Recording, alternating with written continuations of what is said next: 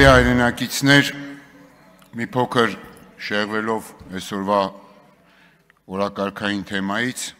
բայց այնպես հարմար եմ գտնում անդրադառնամ, կարծում եմ ավելի կարևոր հարցերի։ Որն է լավ, որն է վատ, հավաքական մեր հայրենիքի, ժողովրդի, Հայաստանի Հանրապետության քաղաքացիների համար, եւ որն է սուտ, որն է իրական, եւ ինչու է իրականի քողի տակ սուտը քողարկվում։ Սրանք կարևոր հարցեր են, որովհետև իրապես կապված են մեր բոլորի ապագայի հետ։ Եկան ասում էին ապագա կա, ապագա։ Իհարկե լավ է դա։ Այո, ապագան շատ լավ է, որովհետև դա մեր սերունդներն են, մեր երազանքներն են։ Բայց ձեր դեպքում պետք է իրապես ասեիք ապագայել կա, ապագայել։ Ինչ եք խոստանում, ինչ եք բերել,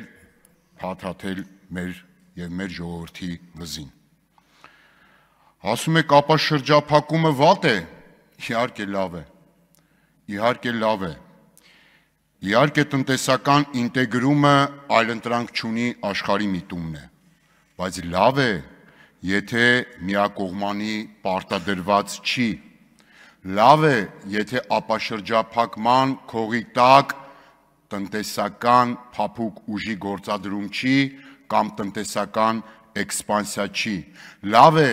եթե ապաշրջափակումը միայն ձեր նեղ քաղաքական նպատակադրումը չի իշխանությունն ամեն գնով պահելու համար։ Լավ է, եթե փոխադարձ է, իրապես փոխադարձ, ոչ թե թրիփի ճանապարհի այլընտրանքը, որ իրենց խոստացել եք անխոչնդոտ անցում, ընդամենը ցորենի իրենց տարածքով փոխադրման թույլտվությունն է։ Հիմա ղազախական ցորենի մասին, պարոն Թունյան, իհարկե լավ է։ Իհարկե լավ է, որ մենք կարողանանք այլընտրանքային եղանակով պարենային անվտանգության հարց լուծենք, պարենային անվտանգության ապրանք բերենք ավելի որակով կամ ավելի էժան։ Բայց տնտեսական գնից բացի այս դեպքում առաջնայինը աշխարհաքաղաքական գինն է, որի մասին դուք ավելի լավ գիտեք, որտեղ ավելի եք տեղեկացված, քան ես, բայց չեք բարձրաձայնում, որովհետև ձեր դեպքում նեղ քաղաքական շահը գերակայում է ազգային շահին։ Բացի աշխարհաքաղաքական գնից, ինչ գին ենք մենք վճարում։ Վատ է, եթե այդ նվերը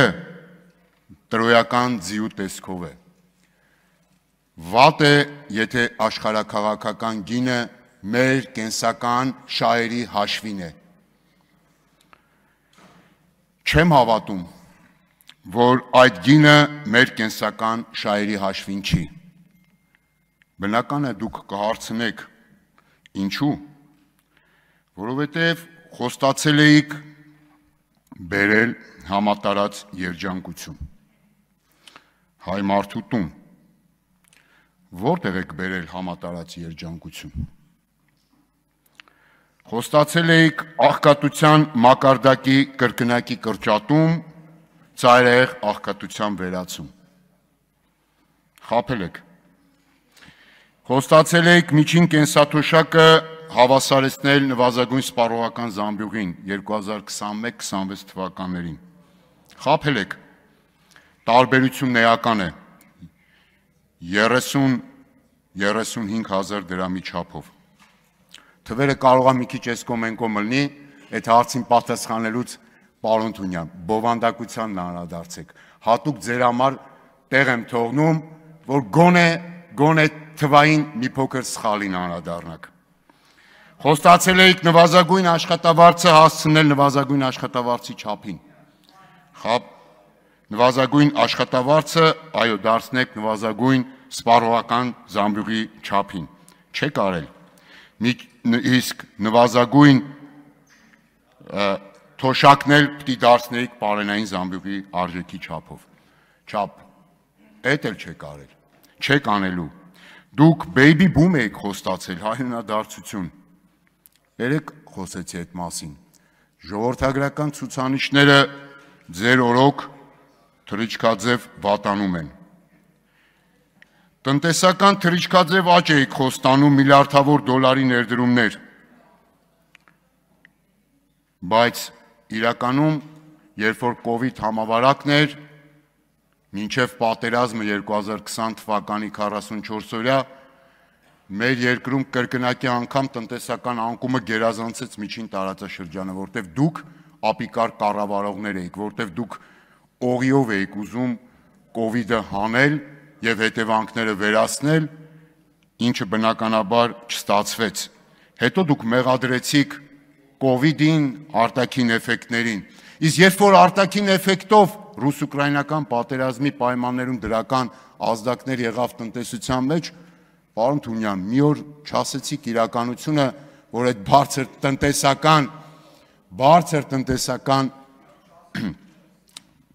տնտեսական աճը, թռիչքաձև աճը ձեր հետ ուղղակի աղերս չունի եւ արտաքին գործոնի ազդեցությամբ էր։ Հա, այստեղ չմոռանամ, որ մի օր հարմար լինի այն 2.6 միլիարդ եվրո Եվրամիությունից գումարը, որ պետք է ստանայինք, ինչքանը ստացանք, որտեղ ծախսվեց, ինչ եղավ։ Միլիարդավոր կապիտալ ներդրումների տեղը կանրադառնանք նաև կապիտալի փախուստի աճող միտմանը։ Նպաստից աշխատանք էիք խոստանում, ՓՄԶ-ների արտոնությունները